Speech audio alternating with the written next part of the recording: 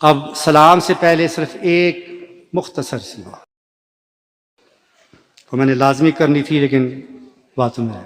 یاد رکھیں، آپ نسبت رسولی کے ماننے والے ہیں،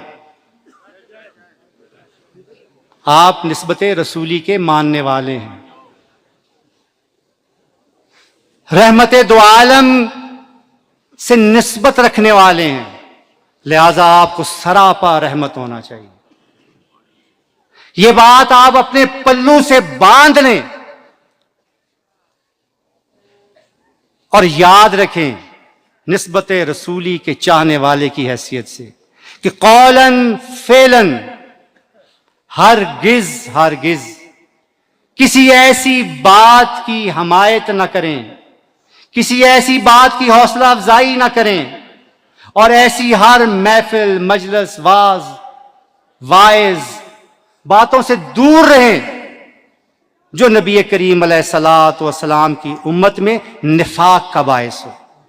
جو ہمارے آقا کے غلاموں میں دشمنی، نفاق اور فرقہ وارانہ باتیں پیدا کرنے کا باعث ہو، جو نفرتیں پیدا کرنے کا باعث ہو، کیونکہ آپ لوگ پل تعمیر کرنے والے ہیں، بنانے والے ہیں، محبتیں بانٹنے والے ہیں، نسبت رسولی کی خوشبو کو عام کریں۔ ہر ایسی بات کی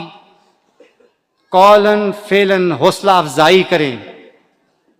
کہ جو نبی کریم علیہ الصلاۃ والسلام کی امت کو یکجا کرتی ہو، اس کے غلاموں میں محبت کو بڑھاتی ہو۔